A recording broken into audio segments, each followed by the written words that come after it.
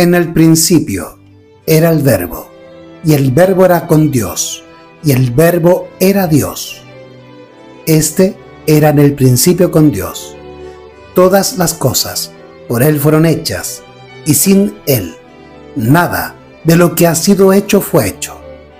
Juan capítulo 1, versículos 1 al 3.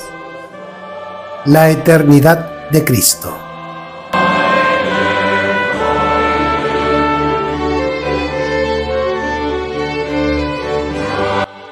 Si Cristo hizo todas las cosas, existió antes que todas las cosas existieran. Las palabras que se refieren a este tema son tan concluyentes que nadie tiene por qué quedar con dudas. Cristo fue Dios esencialmente y en el máximo sentido. Estuvo con Dios desde toda la eternidad. Dios sobre todas las cosas, bendito para siempre. El Señor Jesucristo, el divino Hijo de Dios, existió desde la eternidad, una persona en sí, y sin embargo, uno con el Padre.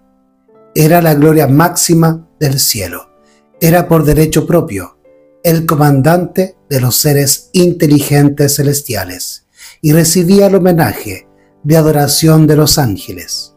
Con esto, en nada usurpaba a Dios. Jehová me poseía en el principio de su camino, ya de antiguo, antes de sus obras. Desde la eternidad tuve el principado, desde el principio, antes de la tierra.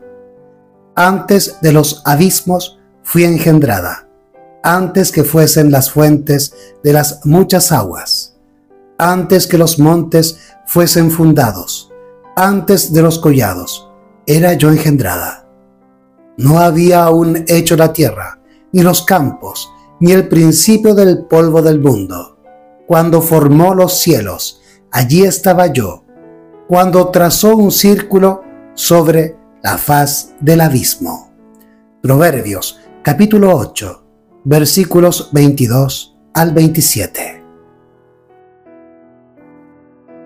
Hay luz y gloria en la verdad de que Cristo era uno con el Padre antes de que se pusiera el fundamento del mundo.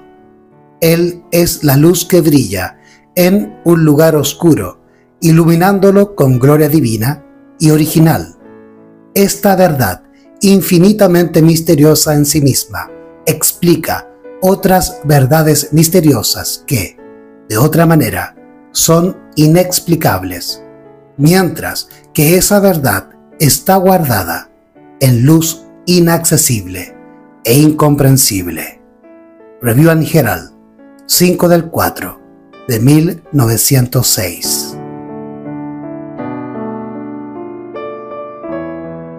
Y el Verbo fue hecho carne, y habitó entre nosotros, y vimos su gloria, gloria como del unigénito del Padre, lleno de gracia y de verdad, Salvador divino y humano.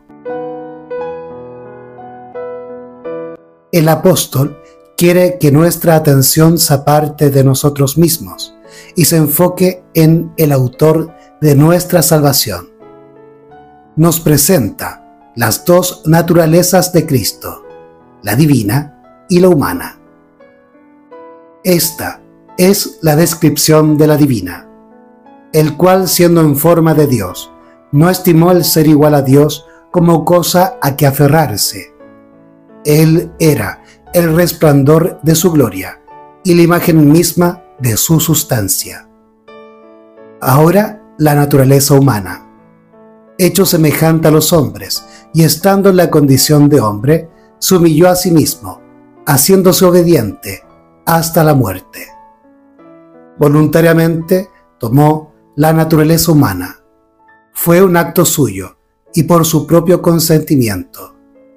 Revistió su divinidad con humanidad. Él había sido siempre como Dios, pero no ha aparecido como Dios.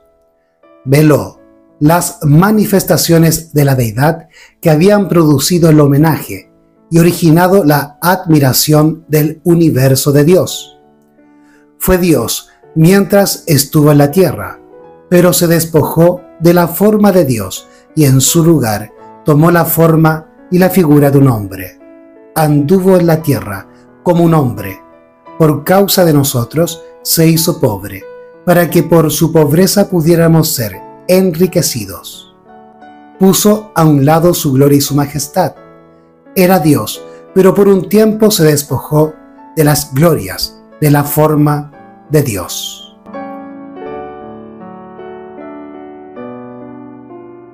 Aunque anduvo como pobre entre los hombres, repartiendo sus bendiciones por donde quiera que iba, a su orden legiones de ángeles habrían rodeado a su Redentor y le hubieran rendido homenaje.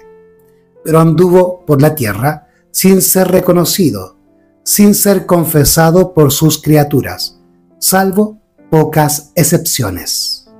La atmósfera estaba contaminada con pecados y maldiciones, en lugar de himnos de alabanza. La parte de Cristo fue pobreza y humillación, mientras iba de un lado a otro, cumpliendo su misión de misericordia, para aliviar a los enfermos, para reanimar a los deprimidos. Apenas si una voz solitaria lo llamó bendito, y los más encumbrados de la nación lo pasaron por alto, con desprecio.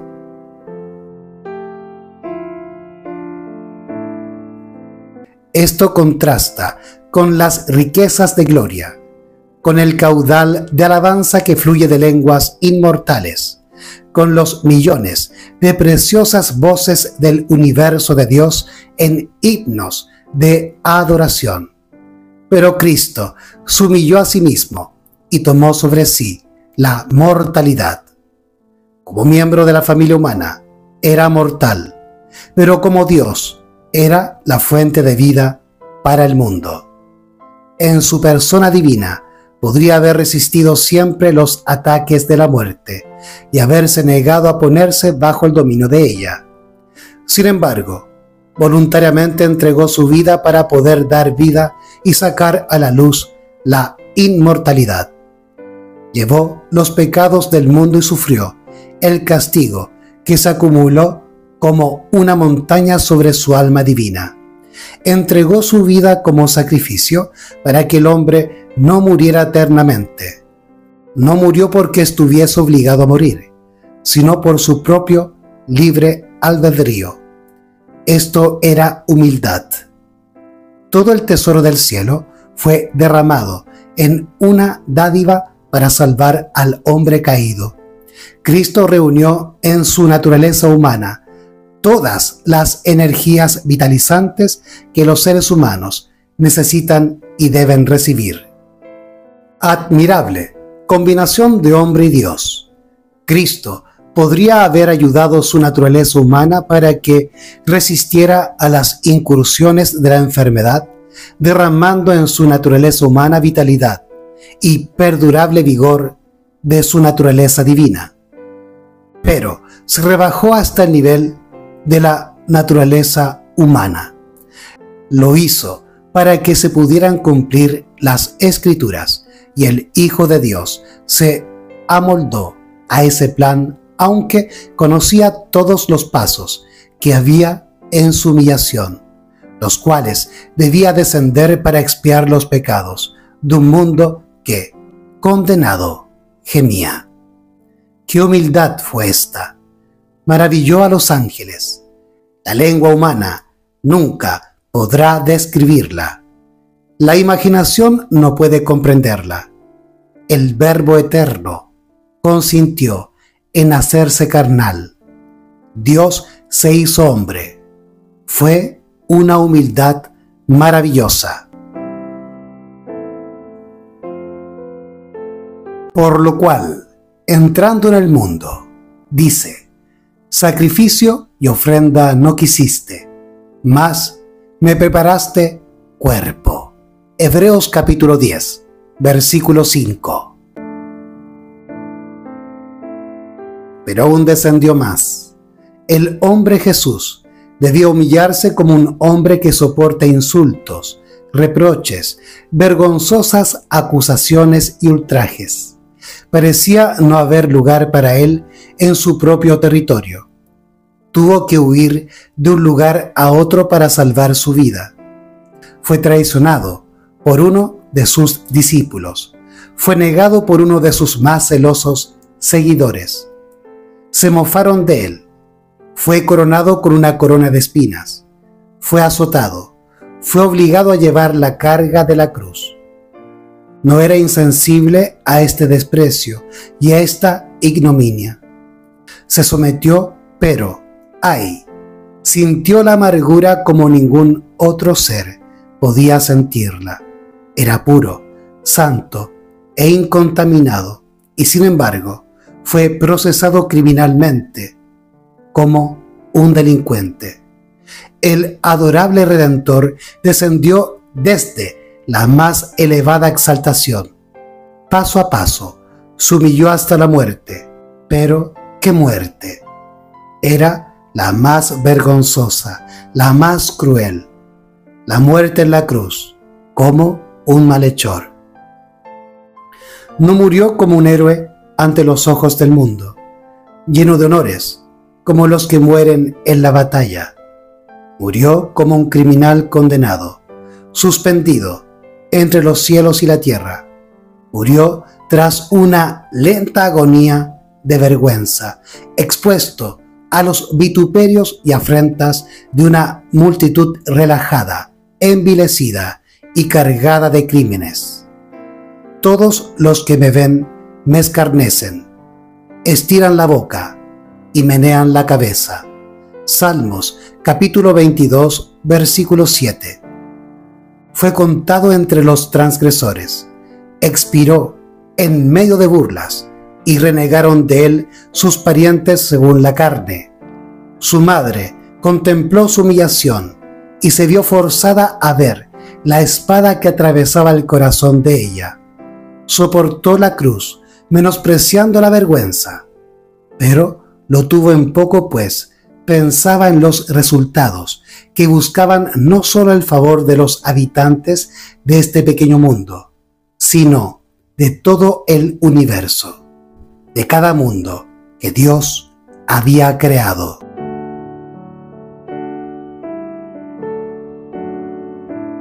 Haya pues en vosotros este sentir que hubo también en Cristo Jesús, el cual, siendo en forma de Dios, no tuvo por usurpación el ser igual a Dios, sino que se despojó a sí mismo, tomando forma de siervo, hecho semejante a los hombres.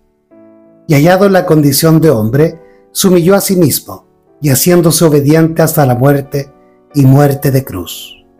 Por lo cual, Dios también lo exaltó hasta lo sumo, y le dio un nombre, que es sobre todo nombre. Filipenses capítulo 2, versículos 5 al 9. Cristo tenía que morir como sustituto del hombre. El hombre era un criminal condenado a muerte por la transgresión de la ley de Dios, un traidor, un rebelde. Por lo tanto, el sustituto del hombre debía morir como un malhechor, porque Cristo estuvo en el lugar de los traidores, con todos los pecados acumulados por ellos sobre su alma divina. No era suficiente que Jesús muriera para satisfacer completamente las demandas de la ley quebrantada, sino que murió una muerte oprobiosa. El profeta presenta al mundo las palabras de Cristo: no escondí mi rostro de injurias y esputos. Teniendo en cuenta todo esto, ¿pueden albergar los hombres una partícula de exaltación propia? Mientras reconstruyen la vida, los sufrimientos y la humillación de Cristo, ¿pueden levantar la orgullosa cabeza como si no tuvieran que soportar pruebas, vergüenza o humillación? Digo a los seguidores de Cristo Mirad el Calvario y sonrojaos de vergüenza por vuestras ideas arrogantes. Toda esta humillación de la majestad del cielo fue por causa del hombre culpable y condenado. Cristo descendió más y más en su humillación hasta que no hubo profundidades más hondas donde pudiera llegar para elevar al hombre sacándolo de su contaminación moral. Todo esto fue por vosotros que lucháis por la supremacía, por el orgullo, por el ensalzamiento humano, que teméis no recibir toda esa deferencia, ese respeto del concepto de los humanos, que pensáis que os corresponde. ¿Es esto parecerse a Cristo? Haya pues en vosotros este sentir que hubo también en Cristo Jesús. Murió en expiación y para convertirse en modelo de todo el que desee ser su discípulo. ¿Albergaréis egoísmo en vuestro corazón? ¿Y ensalzarán vuestros méritos los que no tienen delante de ellos a Jesús como modelo? ¿No tenéis mérito alguno salvo los que recibáis mediante Jesucristo? ¿Albergáis orgullo después de haber contemplado a la deidad que se humillaba y que después se rebajó como hombre hasta que no hubo nada más bajo lo cual pudiera descender? Espantaos cielos y asombraos vosotros, habitantes de la tierra, porque así se recompensará a nuestro Señor. ¡Qué desprecio, qué maldad, qué formalismo, qué orgullo, qué esfuerzos hechos para ensalzar al hombre y glorificar al yo, cuando el Señor de la gloria se humilló a sí mismo y por nosotros agonizó y murió una muerte oprobiosa en la cruz. Review and Herald, 4/9 de 1900. Cristo no podría haber venido a la tierra con la gloria que tenía en los atrios celestiales. Los seres humanos pecadores no podrían haber soportado el espectáculo. Él veló su divinidad con la vestidura de la humanidad, pero no se desprendió de su divinidad. Como Salvador divino humano, vino para estar a la cabeza de la raza caída, a compartir sus experiencias desde su niñez hasta la virilidad. Review and Herald, 15/6 de 1905. Cristo no había cambiado su divinidad por humanidad, sino que revistió su divinidad con humanidad. Review and Herald, 29/10 de 1895. Sed cuidadosos, sumamente cuidadosos en la forma en que os ocupáis de la naturaleza de Cristo. No lo presentéis ante la gente como un hombre con tendencias al pecado. Él es el segundo Adán. El primer Adán fue creado como un ser puro y sin pecado, sin una mancha de pecado sobre él. Era la imagen de Dios. Podía caer y cayó por la transgresión. Por causa del pecado, su posteridad nació con tendencias inherentes a la desobediencia. Pero Jesucristo era el unigénito Hijo de Dios. Tomó sobre sí la naturaleza humana y fue tentado en todo sentido como es tentado la naturaleza humana. Podría haber pecado, podría haber caído, pero en ningún momento hubo en él tendencia alguna al mal. Fue asediado por las tentaciones en el desierto, como lo fue Adán por las tentaciones en el Edén. Evitad toda cuestión que se relacione con la humanidad de Cristo que pueda ser mal interpretada. La verdad y la suposición tienen no pocas similitudes. Al tratar de la humanidad de Cristo, necesitáis ser sumamente cuidadoso en cada afirmación para que vuestras palabras no sean interpretadas haciéndoles decir más de lo que dicen, y así perdáis u oscurezcáis la clara percepción de la humanidad de Cristo combinada con su divinidad.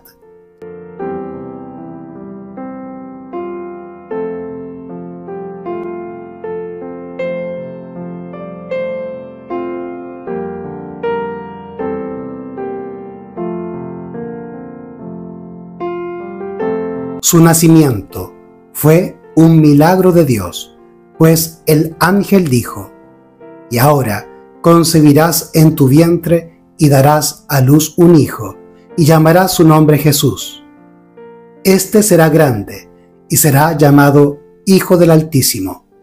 Y el Señor Dios le dará el trono de David su padre, y reinará sobre la casa de Jacob para siempre, y su reino no tendrá fin». Entonces María dijo al ángel: «¿Cómo será esto? Pues no conozco varón».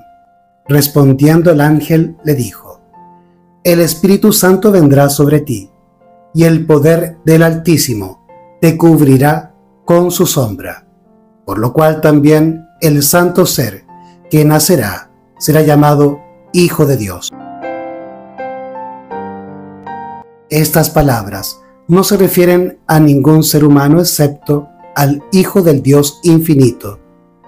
Nunca dejéis, en forma alguna, la más leve impresión en las mentes humanas de que una mancha de corrupción o una inclinación hacia ella descansó sobre Cristo, o que en alguna manera se rindió a la corrupción.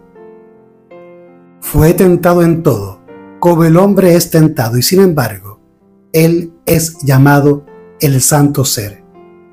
Que Cristo pudiera ser tentado en todo como lo somos nosotros, y sin embargo fuera sin pecado, es un misterio que no ha sido explicado a los mortales. La encarnación de Cristo siempre ha sido un misterio, y siempre seguirá siéndolo. Lo que se ha revelado es para nosotros y para nuestros hijos, pero que cada ser humano permanezca en guardia para que no haga a Cristo completamente humano como uno de nosotros, porque esto no puede ser. No es necesario que sepamos el momento exacto cuando la humanidad se combinó con la divinidad. Debemos mantener nuestros pies sobre la roca, Cristo Jesús, como Dios revelado en humanidad. Percibo que hay peligro en tratar temas que se refieren a la humanidad del Hijo de Dios infinito. Él se humilló cuando vio que estaba en forma de hombre para poder comprender la fuerza de todas las tentaciones que acosan al hombre. Así que, por cuanto los hijos participaron de carne y sangre, Él también participó de lo mismo, para destruir por medio de la muerte al que tenía el imperio de la muerte, esto es, al diablo, y librar a los que por el temor de la muerte estaban durante toda la vida sujetos a servidumbre, porque ciertamente no tomó para sí la naturaleza de los ángeles, sino que tomó la de la simiente de Abraham, por cuanto le era preciso ser en todo semejante a sus hermanos, para venir a ser misericordioso y fiel sumo sacerdote en lo que a Dios se refiere, para expiar los pecados del pueblo. Porque en cuanto él mismo padeció siendo tentado, es poderoso para socorrer a los que son tentados. Hebreos capítulo 2, versículos 14 al 18. El primer Adán cayó. El segundo Adán se aferró a Dios y a su palabra bajo las circunstancias más angustiosas, y no vaciló ni por un momento su fe en la bondad, la misericordia y el amor de su Padre.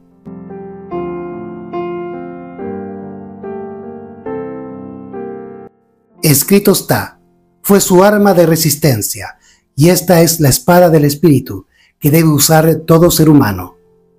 no hablaré ya mucho con vosotros, porque viene el príncipe de este mundo, y él nada tiene en mí, nada que responda a la tentación. En ninguna ocasión hubo una respuesta a las muchas tentaciones de Satanás. Cristo no pisó ni una vez el terreno de Satanás para darle ventaja alguna. Satanás no halló en él nada que lo animara a avanzar. Carta número 8 de 1895. Pero aunque la gloria divina de Cristo estuvo por un tiempo velada y eclipsada, porque Él asumió la naturaleza humana, sin embargo no cesó de ser Dios cuando se hizo hombre. Lo humano no tomó el lugar de lo divino, ni lo divino de lo humano. Este es el misterio de la piedad. Las dos expresiones, humano y divino, eran estrecha e inseparablemente una en Cristo, y sin embargo tenían una individualidad diferente. El Espíritu Santo es el representante de Cristo, pero despojado de la personalidad humana e independiente de ella. Estorbado por la humanidad, Cristo no podía estar en todo lugar personalmente. Por lo tanto, convenía a sus discípulos que fuese al Padre y enviase el Espíritu como su sucesor en la tierra. Nadie podría entonces tener ventaja por su situación o su contacto personal con Cristo.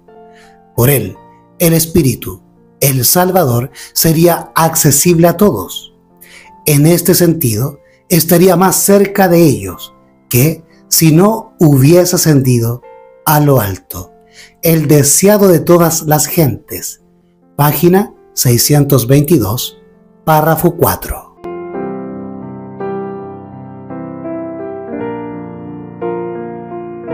Aunque Cristo se humilló a sí mismo para hacerse hombre, la deidad aún le pertenecía. Su deidad no podía perderse mientras permaneciera fiel y constante en su lealtad. Aunque rodeado de dolor, sufrimiento y corrupción moral, despreciado y rechazado por el pueblo a quien habían sido confiados los oráculos del cielo, Jesús aún podía hablar de sí mismo como el Hijo del Hombre en el cielo. Estuvo listo para tomar una vez más su gloria divina cuando terminó su obra en la tierra. Hubo ocasiones cuando Jesús, estando en carne humana, se manifestó como el Hijo de Dios. La divinidad fulguró a través de la humanidad y fue vista por los sacerdotes y magistrados que se burlaban. ¿Fue reconocida? Algunos reconocieron que Él era el Cristo, pero la mayor parte de aquellos que en esas ocasiones fueron obligados a ver que era el Hijo de Dios, se negaron a recibirlo. Su ceguera correspondió con su firme resolución de no dejarse convencer.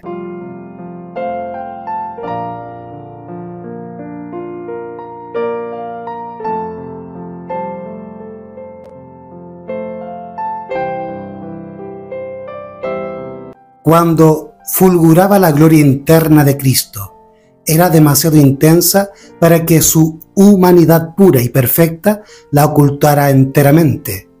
Los escribas y los fariseos no reconocían con sus palabras a Cristo, pero su odio y enemistad quedaban frustrados cuando resplandecía la majestad de Jesús. La verdad, oscurecida como estaba por un velo de humillación, hablaba a cada corazón con inconfundible evidencia. Esto produjo las palabras de Cristo: vosotros sabéis quién soy. Su refulgente gloria persuadió a los hombres y a los demonios a confesar: verdaderamente este era Hijo de Dios. Así se reveló Dios, así fue glorificado Cristo. Signs of the Times, 10/5/1800. 1899. Cristo dejó su lugar en las cortes celestiales y vino a esta tierra a vivir la vida de los seres humanos. Hizo este sacrificio para mostrar que es falsa la acusación de Satanás contra Dios. Esto es, que es imposible que el hombre obedezca las leyes del reino de Dios. Cristo, siendo igual con el Padre, honrado y adorado por los ángeles, se humilló por nosotros y vino a esta tierra a vivir una vida de humildad y pobreza.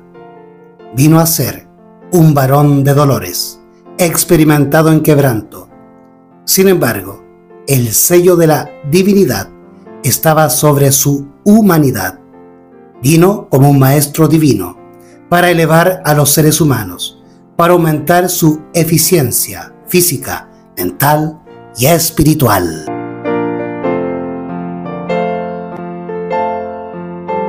No hay nadie que pueda explicar el misterio de la encarnación de Cristo. Con todo, sabemos que vino a esta tierra y vivió como un hombre entre los hombres. El hombre Cristo Jesús no era el Señor Dios Todopoderoso.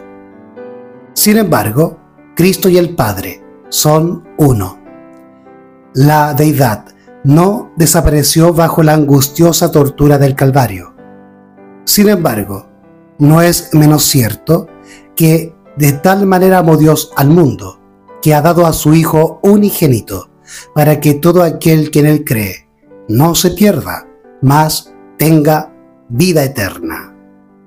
Satanás procuró evitar, en todas las formas posibles, que Jesús se desarrollara dentro de una niñez perfecta, una edad viril intachable, un santo misterio y un sacrificio inmaculado, pero fue derrotado. No pudo inducir a Cristo a que pecara. No pudo desanimarlo ni apartarlo de la obra que había venido a hacer en esta tierra. La tormenta de la ira de Satanás lo azotó desde el desierto hasta el Calvario, pero cuanto más implacable era, tanto más firmemente se aferró el Hijo de Dios de la mano de su Padre y avanzó por el ensangrentado sendero. Mensajes Selectos 140 de 1903. Por lo cual, entrando en el mundo, dice: sacrificio y ofrenda no quisiste, mas me preparaste cuerpo. Hebreos capítulo 10, versículo 5. Cuando Jesús tomó la naturaleza humana y se convirtió en semejanza de hombre, poseía el organismo humano completo. Sus necesidades eran las necesidades de un hombre. Tenía necesidades corporales que satisfacer, cansancio físico que aliviar. Por medio de oraciones al Padre, se fortalecía para el deber y la prueba. Carta 32 de 1899. En él estaba la vida, y la vida era la luz de los hombres. Juan capítulo 1, versículo 4. La vida de Cristo no era prestada. En él estaba la vida, y la vida era la luz de los hombres. Aquí no se especifica la vida física, sino la vida eterna, la vida que es exclusiva propiedad de Dios. El Verbo que estaba con Dios y que era Dios poseía esa vida. Porque como el Padre tiene vida en sí mismo, así también ha dado al Hijo el tener vida en sí mismo. Juan capítulo 5, versículo 26. El Verbo que estaba con Dios y que era Dios poseía esa vida. La vida física es algo que ha recibido cada individuo. No es eterna ni inmortal, pues la toma de nuevo Dios, el dador de la vida. El hombre no tiene control sobre su vida, pero la vida de Cristo no era prestada. Nadie puede arrebatarle esa vida. Yo de mí mismo la pongo, dijo. En él estaba la vida, original, no prestada, no derivada de otro. Esa vida no es inherente al hombre, solo puede poseerla por medio de Cristo. No puede ganarla, le es dada como una dádiva gratuita, si quiere creer en Cristo como su Salvador personal. Esta es la vida eterna, que te conozcan a ti, el único Dios verdadero, y a Jesucristo, a quien has enviado. Juan 17:3. Esta es la fuente de vida abierta para el mundo. Signs of the Times, 13/2 de 1912. La encarnación, un misterio insondable. Cuando se contempla la encarnación de Cristo en la humanidad, quedamos desconcertados ante un misterio insondable que la mente humana no puede comprender. Mientras más reflexionemos en él, más admirable nos parece. Cuán amplio es el contraste entre la divinidad de Cristo y el desvalido niñito del establo de Belén. ¿Cómo podemos salvar la distancia que hay entre el poderoso Dios y un niño desvalido? Y sin embargo, el creador de mundos, aquel en quien estaba la plenitud de la deidad corporalmente, se manifestó en el niño indefenso del establo. Mucho más encumbrado que cualquiera de los ángeles, igual con el Padre en dignidad y gloria, y sin embargo, llevando la vestidura de la humanidad. La divinidad y la humanidad fueron misteriosamente combinadas y el hombre y Dios se volvieron uno. Es en esta unión donde encontramos la esperanza de nuestra raza caída. Contemplando a Cristo en la humanidad, contemplamos a Dios y vemos en Él el resplandor de su gloria, la imagen misma de su sustancia. Signs of the Times, 30/7 de 1896. La doctrina de la encarnación de Cristo en carne humana es un misterio, el misterio que había estado oculto desde los siglos y edades. Es el grande y profundo misterio de la piedad. Aquel Verbo fue hecho carne y habitó entre nosotros. Cristo tomó sobre él la naturaleza humana, una naturaleza inferior a su naturaleza celestial. No hay nada como esto que muestre la maravillosa condescendencia de Dios. Cristo no aparentó que tomaba la naturaleza humana, la tomó de verdad, poseyó verdaderamente la naturaleza humana. Por cuanto los hijos participaron de carne y sangre, él también participó de lo mismo. Era el hijo de María, era de la simiente de David, de acuerdo con su ascendencia humana. Se declara que era hombre, enteramente el hombre Cristo Jesús. Pablo escribe: de tanto mayor gloria que Moisés es estimado digno este, Cristo, cuánto tiene mayor honra que la casa el que la hizo.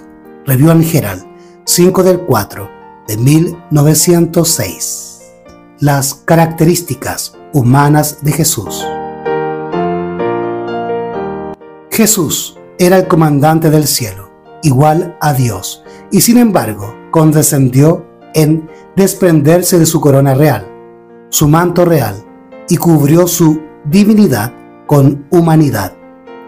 La encarnación de Cristo en carne humana es un misterio. Podría haber venido a la tierra con una apariencia notable, distinta de la de los hijos de los hombres. Su rostro podría haber brillado de gloria y su aspecto haber sido de una gracia extraordinaria. Podría haber presentado un aspecto encantador para el que lo contemplara, pero eso no correspondía con el plan trazado en las cortes de Dios. Debía llevar las características de la familia humana y de la raza judía. El Hijo de Dios debía tener en todo sentido las mismas facciones de los otros seres humanos. No debía tener una belleza que lo destacara entre los hombres. No debía exhibir encantos admirables con los cuales atraer la atención. Vino como representante de la familia humana ante el cielo y la tierra. Debía permanecer como sustituto y garantía del hombre. Debía vivir la vida de la humanidad de tal manera que refutara la afirmación que había hecho Satanás de que la raza humana le pertenecía para siempre y que Dios mismo no podía arrebatar al hombre de las manos de su adversario. Signs of the Times, 30/7 de 1896. La gloria velada de Cristo. Si Cristo hubiese venido en su forma divina, la humanidad no podría haber soportado el espectáculo. El contraste hubiera sido demasiado doloroso, la gloria demasiado abrumadora. La humanidad no podría haber soportado la presencia de uno de los puros y brillantes ángeles de gloria. Por lo tanto, Cristo no tomó sobre sí la naturaleza de los ángeles, sino que vino a semejanza de los hombres. El mundo pudo soportar a su Redentor solo durante 30 años. Vivió durante 30 años en un mundo todo marchito y estropeado por el pecado, haciendo la obra que ningún otro jamás había hecho, ni podría hacer jamás. Signs of the Times, 15/2 de 1899. Perfecta impecabilidad de la naturaleza humana de Cristo. Al tomar sobre sí la naturaleza humana en su condición caída, Cristo no participó en lo más mínimo de su pecado. Estuvo sometido a las debilidades y flaquezas por las cuales está rodeado el hombre, para que se cumpliese lo dicho por el profeta Isaías, cuando dijo: Él mismo tomó nuestras enfermedades y llevó nuestras dolencias. Él se compadeció de nuestras debilidades y en todo fue tentado como lo somos nosotros, pero sin pecado. Él fue el Cordero, sin mancha y sin contaminación. Si Satanás pudiera haber tentado a Cristo para que pecara en lo más mínimo, hubiera herido la cabeza del Salvador. Pero como sucedió, solo pudo herir su talón. Si la cabeza de Cristo hubiera sido herida, habría perecido la esperanza de la raza humana. La ira divina habría descendido sobre Cristo, como descendió sobre Adán. Cristo y la Iglesia habrían quedado sin esperanza. No debiéramos albergar dudas en cuanto a la perfecta impecabilidad de la naturaleza de Cristo. Nuestra fe debe ser una fe inteligente que mira a Jesús con perfecta confianza, con fe plena y completa en el sacrificio expiatorio. Signs of the Times, 9/6 de 1898, por Elena G. de White. Las dos naturalezas de Cristo.